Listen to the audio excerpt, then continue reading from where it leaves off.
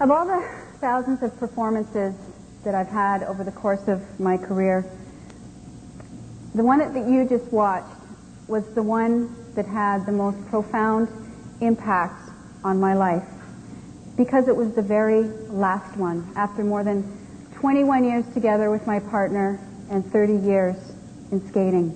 I never loved skating more than I did that night, and I remember trying desperately to capture every moment, to hold on to each one so that I could remember it forever.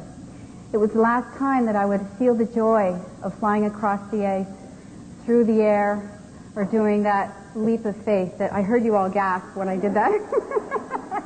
I like that. That was such a rush for me. But the emotional joy was even greater. To have somebody smile back at me from the audience was the most gratifying feeling.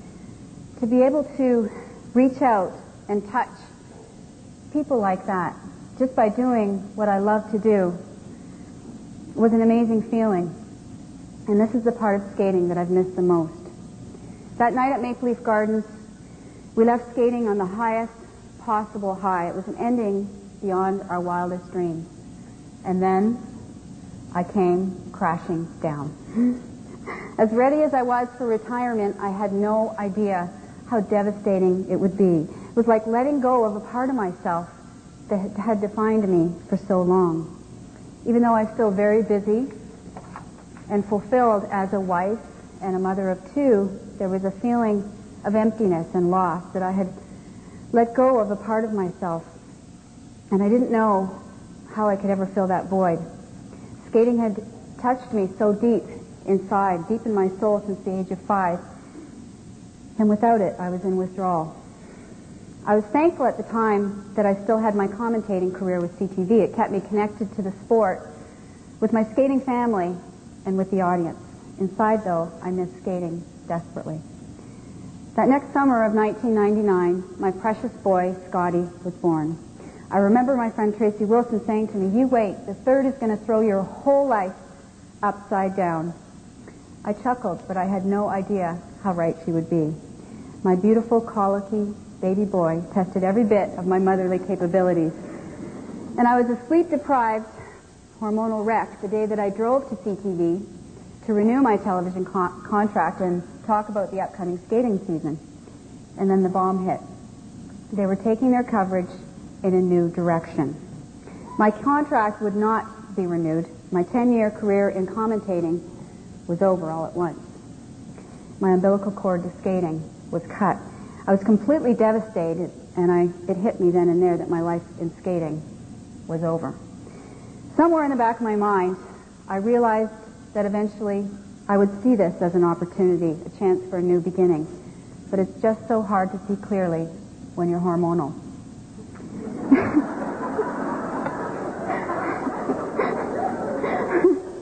That, combined with the hurt, the pain, the lack of sleep, and the fact that my dear friend Tracy Wilson got my job, made this a very challenging time.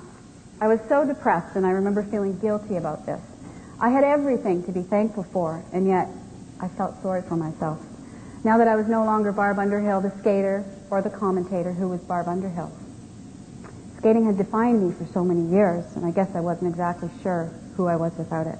How could I ever find anything that could come close to replacing it? And I needed to figure out what it was about skating that I loved so much.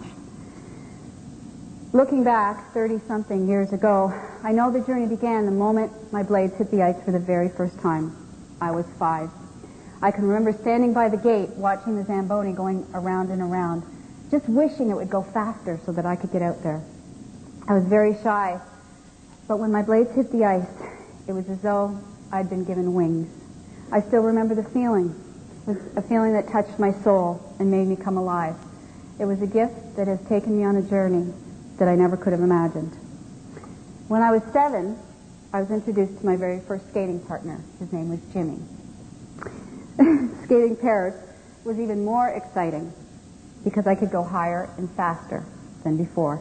I went to the first of my 12 Canadian championships when I was 9, and my competitive juices started to flow. Skating became my life before school, after school, during school, and sometimes in the middle of the night. My parents recognized my passion for skating, and they did everything they could to allow me to skate. It wasn't easy. With 5 kids to provide for, financially, it was very tough. I knew that my whole family was making sacrifices so that I could skate. And although at times it did create a great deal of stress, I knew that I couldn't take it for granted, and it motivated me to work even harder. When I was 12, my partner and I went our separate ways, and I was matched up with this big, tall, older guy who had very big muscles. His name was Paul Martini, and I didn't like him very much at all. We had been fierce competitors in the past with our previous partners, but I was very quickly able to put those feelings aside because he could lift me and throw me higher than I ever imagined, and I realized I didn't have to talk to him. It was exhilarating and exciting, and success came very fast. Within 6 months, we were the junior Canadian champions and the junior world champions.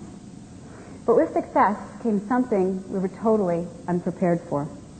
With success came expectations, fear of failure, and this was a whole new ballgame for us. You know how figure skaters, how they look so calm when they're standing by the boards and they're waiting for their names to be called? Well, I'm going to tell you the real truth. Picture this. Put yourself in these skates just for a second. The arena is packed to the rafters. It's the biggest performance of your life. You step onto the ice and the gate slams shut behind you. The previous skater's marks are being called and you try not to listen, but you can't help it. You try to get a feel for the ice, but it's slippery. Your feet have gone numb because you tied your skates too tight. Your legs feel so weak and your stomach feels like it's about to come up. Your mouth is so dry that your lips are stuck together. Your heart is thumping so hard that it might pop right out of your chest. Your mind is in chaos and you have to pee.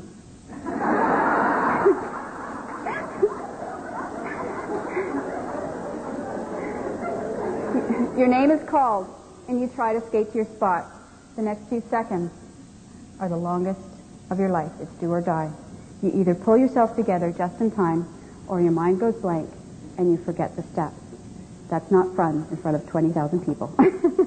Neither of these scenarios is much fun at all, and I'm sure you're asking, why would you ever put yourself through that kind of terror? And honestly, I did ask myself that many times. I remember the time that I felt that kind of terror the very first time. I was at the Olympic Games in Lake Placid. I was 16. We were the Canadian champions at the time, and I remember on the warm-up being completely overwhelmed. I looked out into the audience and I saw all these Canadian flags, and I realized then and there that this was serious. I remember thinking to myself, what am I going to do if I throw up in front of millions of viewers? I said to my coach after I got off the warm-up, this is the last time I'll ever do this. I'll never put myself through this ever again. But I did. Many, many more times. I guess when you love something so much, you're willing to take the risks. You're willing to put yourself outside your comfort zone.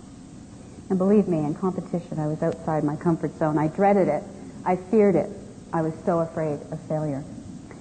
The next 4 years leading up to Sarajevo was a true test of perseverance. It was so frustrating for us and everybody around us because we had the talent to make it. We couldn't handle the pressure, though. I guess nothing that's really worth it is ever easy.